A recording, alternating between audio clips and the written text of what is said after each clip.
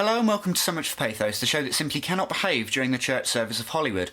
I'll be your detective, and today we're going to be looking at Kevin Smith's attempted political horror, Red State. Bright lights, the neon signs, line the soul light away. But first, the all-important case notes.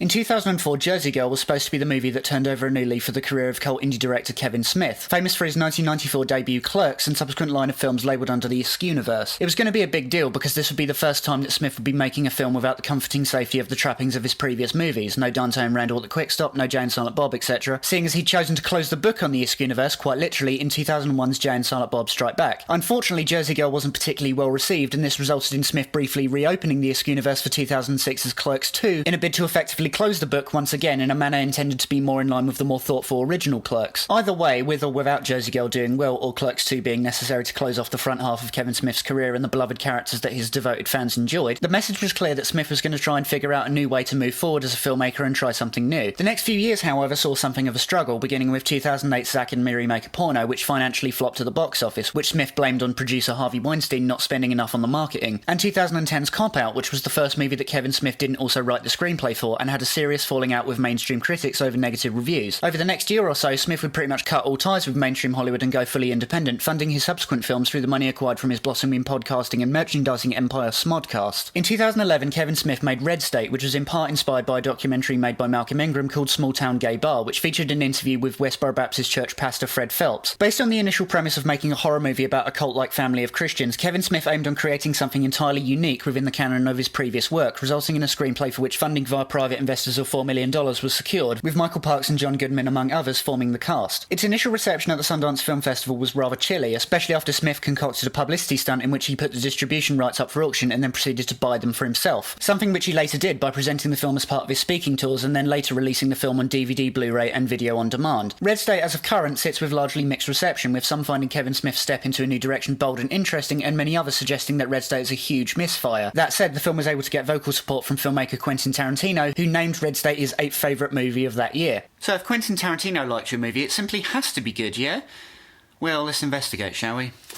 Okay, so let's get started on this thing quickly, because the plot is not one that's easy to coherently surmise. Red State starts off as a movie about a group of horny high schoolers living down south making a trip across town to the neighbouring town of Coopersdale in order to hook up with a woman they met over the internet, who actually turns out to be the daughter of local extreme right-wing preacher Abin Cooper, played by Michael Parks, who drugs and kidnaps the kids in order to kill them as part of the end segment of a sermon in which he denounces homosexuality, in spite of the fact that the kids he intends to murder are quite definitively hetero, but whatever, the plot needs to move somehow. Anyway, the local sheriff, played by Stephen Root, who is a closeted homosexual, is blackmailed into letting Abin's actions slide due to Abin having photographic evidence of his midnight encounters with other men, which he threatens to send to his wife. Instead of committing suicide out of guilt, he instead decides to call the ATF, who have been looking into investigating claims that the Five Points Trinity Church, Abin's family, have access to illegally acquired arms. In comes John Goodman's character, Special Agent Keenan, who rounds up his team to breach the compound, except the situation quickly descends into a firefight, during which Keenan receives orders from his superiors to ensure that no suspects are to remain alive, turning the situation into something akin to the Waco siege. And just before you think you know where this is going, where Agent Keenan will be forced to make a moral decision about killing innocents in order to keep the events on the premises out of the press, it starts to look like the rapture might actually take place as the climax of the film.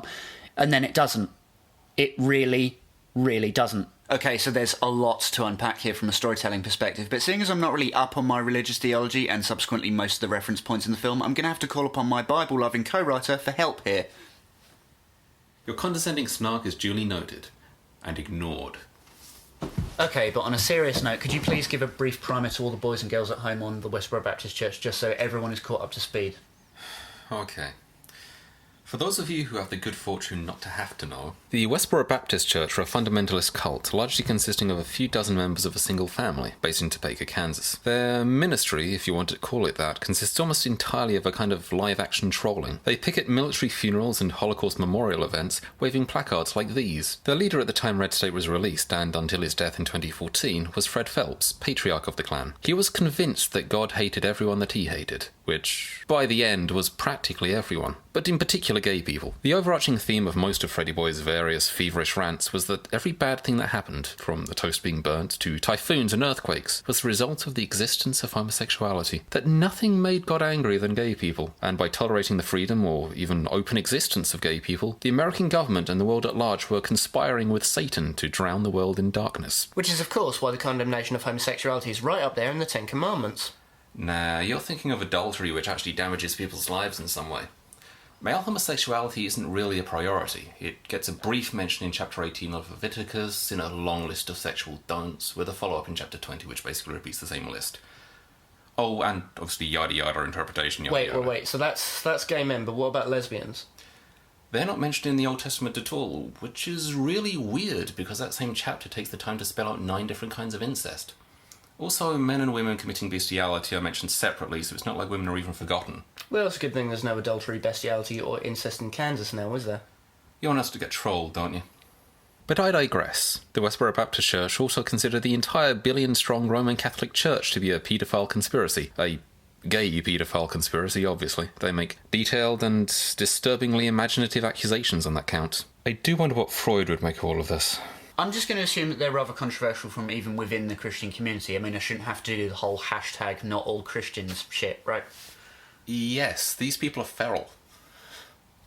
Supposing that the Westboro Baptist Church are in some way representative of even hardline American conservative Christianity would be like supposing that ISIS and Al-Qaeda were representative of all Muslims. Which no one has ever done. Well, I suppose as a target for a satirical takedown, the Westboro Baptist Church are well deserving of a send-up. However, Red State's targets do somewhat feel like low-hanging fruit, with the Westboro Baptist Church in particular being nothing if not a low-hanging fruit, which therefore makes anything the movie has to say about them feel rather simplistic. Like, the Westboro Baptist Church conspiring to acquire military ordnance certainly would be a horrible thing, Kevin, but your point is what, exactly? That's a larger issue I'm going to bring up later, but for now let's focus more on the moment-to-moment storytelling, because if you're going to build your entire narrative on a series of revelations that turn the plot sharply in new directions, you'd better hope to God the thing still works as a coherent story. Despite the fact that the genre Kevin is working in here is a whole new kettle of fish, this is still quite definitively a Kevin Smith movie, by which I mean his movies are typically characterised by being more dialogue heavy than plot heavy. But that ultimately ends up working against itself in Red State, because for all the talk about how serious the 5 Points Trinity Church are about hating gay people and the wrath they wish to bring down upon their perceived enablers, nothing really substantive happens across an hour and a half of talking about how important the main character's actions are. It's really weird that Kevin Smith's writing, which is often seen as his greatest strength as a filmmaker, is easily the worst element of Red State. The writing gets so bad that it's actually quite difficult to put together a coherent review. The structure is monumentally flimsy and the tone wanders around aimlessly in a film that sometimes feels like a comedy, sometimes feels like an action movie,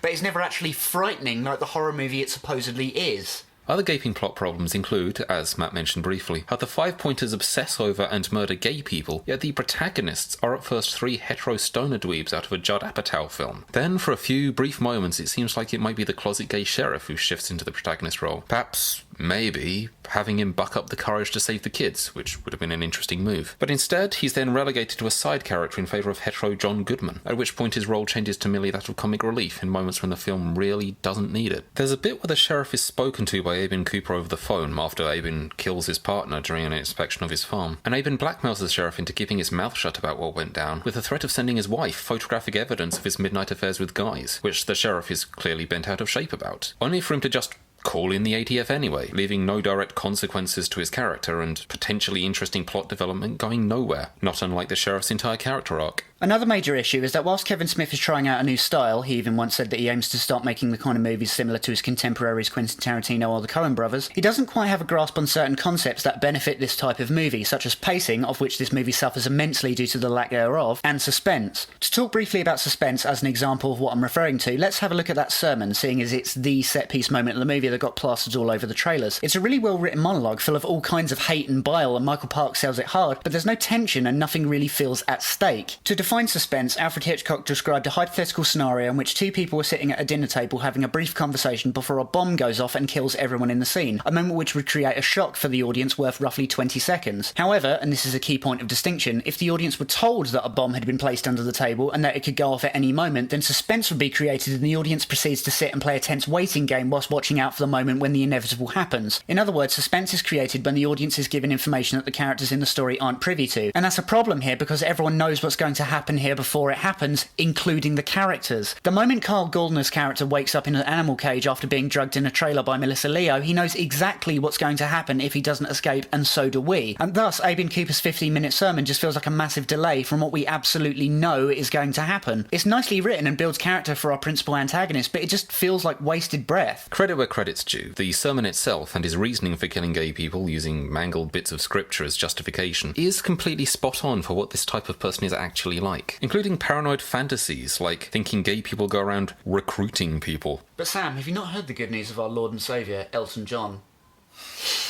What's more, Michael Parks is simply amazing in the role, and easily gives the best performance of the whole movie. If he knows he's in a terrible movie, he certainly doesn't let you know it. He's going 100% in this. It's just a real shame that his performance isn't in a much better movie, so we wouldn't have to suffer through the rest of it in order to get through pretty much the only good bit. Incidentally, Red State's initial foot forward of being largely a commentary on the Westboro Baptist Church isn't as watertight a starting premise as you might hope. There is, of course, plenty of material to mine from the Westboro Baptist Church, and you could probably make a great film about their lives just by depicting interactions as plainly and as simply as possible, but as a documentary. The thing about creating fictional narratives based on real people or not is that they create a context unto themselves, and thus Red State ceases to be about the church or their political views and instead becomes about these characters from within their own world. So the problem moves from reality towards story, and good stories usually have a point. And thus the big issue hanging over this whole movie is that Red State really doesn't have a point, or at least struggles to find one. The closest we come is Agent Keenan's monologue at the end, in which he explains why he refused to kill Aben Cooper despite being given direct orders to do so.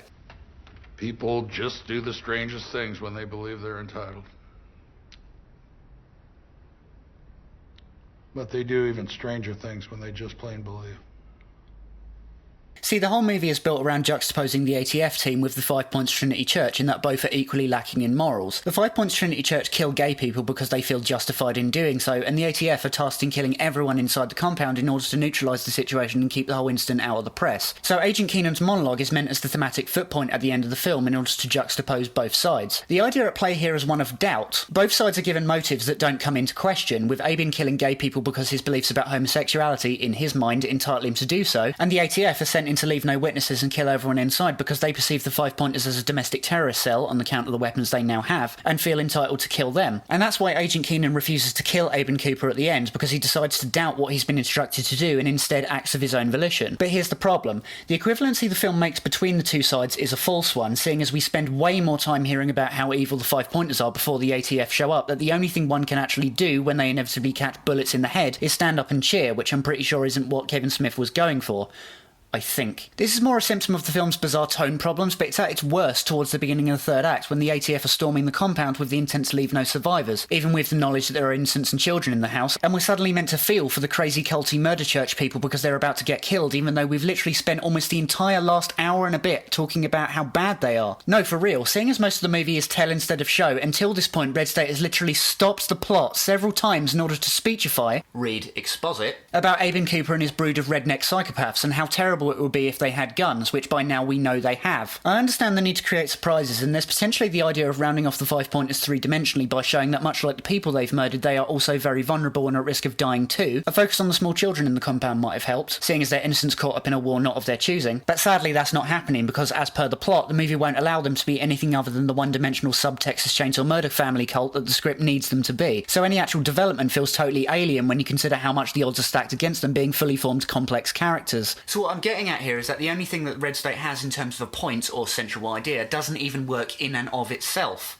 What's more, John Goodman's final speech is meant to be important and meaningful to the rest of the story, and Goodman does a really good job of putting it over, but it's a moment that feels unearned, which I'm pretty sure is the technical definition of pretentiousness. This is going to sound like a weird comparison, but Red State kind of feels like it has the reverse problem to Man of Steel, in that Man of Steel, and similarly Batman v Superman, go on in order to establish half-baked themes and ideas that would have been really good in and of themselves had they been given room to breathe and allowed to develop, only to drop them entirely when we get to the climax in favour of an endless succession of bloated action scenes. Red State, in terms of having the precise opposite problem, starts off as a total mess consisting of a horror premise setup followed by a big action set piece awkwardly crammed into the middle, and ending on a payoff that aims for political satire, with the final message implicitly meaning, don't worry, that all did totally mean something, you guys, like totes for real. A common failure of attempts to reference contemporary political or religious issues in film is when those responsible fail to understand that it is not sufficient merely to reference a big issue. You must actually then have something intelligent to say on the matter. Hence the 9/11 and Benghazi references in Man of Steel and Dawn of Justice do nothing, because they're present to make Goya, Schneider and Theriault look clever without actually writing anything clever. They have nothing really insightful to say about contemporary politics, about the issues they brought up. They just want people to know that they're grown-ups who read the news. Contrast Paul Verhoeven. RoboCop's satirical thread works as it has payoff. He is the embodiment of the unstoppable blockbuster hero who saves the world by blowing some small part of it up. But while while one bad apple is disposed of in the final scene, it's made pretty clear at that point that the immoral corporate oligarchy he represents is still very much in charge. The bad guys won before RoboCop even showed up, and no gun-toting action movie power fantasy is going to change that. Starship Troopers, meanwhile, uses the military sci-fi genre to have a pop at jingoism and propaganda. The brutal realities of off-world combat contrasting sharply with the bloodthirsty cheer of the state-approved media coverage, in which all the tragedies and reversals of fortune the main characters have experienced are forgotten. In both films, Verhoeven manages to say something incisive, not only about Western culture and politics, but the very genres he's working in. Likewise, Kevin Smith's successful foray into religious satire, Dogma, actually goes somewhere in the exploration of the religious angst of lapsed Catholics. Bethany learns that faith is less about the certainties of traditional dogma, and more about hanging on through strange, uncertain, or difficult times, trusting God to have some kind of a plan for you amid it all. You're saying having beliefs is a bad thing? I just think it's better to have ideas. I mean, you can change an idea. Changing a belief is trickier. He also has a few sharp pokes at the more arcane or inconsistent elements of Catholic tradition. It isn't just reference. So we have to ask ourselves, what does Kevin Smith actually have to say about either A, the Westboro Baptist Church and white militias, or B, how government agencies like the ATF or FBI deal with white militias and or sieges? I mean, for a start, what is actually gained by portraying what is clearly meant to be a send-up of the Westboro Baptist Church in this way? Ultimately, the Westboro Baptist Church is insignificant. They have no financial power, no political status, no influence in Christian or even far-right circles. All they do is wave placards. They're actually pretty harmless. I mean, this is what they do look like. Not a 1,000-strong army, not a political pressure group with senators in their pockets. They're smaller than the average salsa class and probably with fewer resources. A couple of dozen hillbillies with fewer than the average number of grandparents, convinced that they're the only righteous people on earth because they make themselves a nuisance at funerals. They want to believe they're fighting a holy war. Trouble is, having enemies can make you feel important, but only if they've heard of you. That's what the protests are about. They want to hate gay people and the world in general, but for it to feel meaningful, they need the world to look back, to look at them, to notice their hate, to pretend to care. That's not a movement. That's media whoring. Y'all know what this is? That's a printout of what we done today. That's an article that appears in tomorrow's Post. You know what that's called? National coverage. The Westboro Baptist Church are trolls. They want attention. They get off on the attention. They're validated by your attention, and this film gives them that. It reminds you that these very sad, very feeble, very desperate people exist, and even ends up giving you the false impression that they are somehow significant. You see, whatever else can be said about the Westboro Baptist Church, they aren't violent. Well, horrifying child abuse allegations aside, standing around waving obscene signs, desperate to be seen, is all they do. The Five Points Trinity Church are an armed militia who actively hunt, trap, and kill people. And for the life of me, I can't decide whether that's giving such people too much or too little credit, because it means that the Five Points Trinity Church is a lot more significant and worthy of attention than the Westboro Baptist Church are in real life, actually being a threat to someone. But it also does them a disservice in a way, because they've never directly hurt anybody. The Westboro Baptist Church are a cartoon. It is entirely redundant mocking them when they're already an unwitting parody of everything wrong with conservative religion in the Bible Belt. But are they really worth our attention or hostility? All they are at the end of the day is rude. They keep saying they hate gay people, like any number of angry children on forums. There are actual congressmen and state legislators, and mainstream preachers for that matter, throughout the southern states who would deny to the death that they hate the LGBT community, but have passed or supported legislation that genuinely damages their lives. I'd say that not only is satirizing the Westboro Baptist Church unnecessary, it can actually distract you from the people who are doing far more real damage. The wealthy, the powerful, the trusted. So, are you implying that the movie is a total disaster? Are you implying that you hadn't figured that out already? No, but that's as good a way as any for me to segue to my final thoughts. It sucks. Red State is a brave movie for Kevin Smith, but its bravery is ultimately marred by its pointlessness. The movie has a lot on its mind. It hates religious homophobia, it hates state-mandated homicide, and it especially hates the power of unchecked belief. But its hate is aimless, and its goals are unclear and unrefined because they're obscured by a screenplay that doesn't know what its best foot forward is, and therefore lacks any sense of poignancy. And it doesn't even seem like Kevin Smith has managed to find a new style or perspective as a filmmaker here, despite having the clear indication of going through some kind of identity crisis. Following on from this film, 2014's Tusk was a god-awful hokey waste of a thing that was just as tonally askew as anything in Red State and still has no indication that Kevin Smith has a grasp on this whole horror thing, as well as his upcoming movie Yoga Hosers just looking like a load of old bollocks. In summary, Red State is a massive waste of your time and money, and as a Kevin Smith fan myself, that's something I can't describe with any more grace than as a massive disappointment. And on that note, I call it case closed. I'm Matt Crowley, I'm Sam Lightwing. and that was Red State. To thy kingdom shore.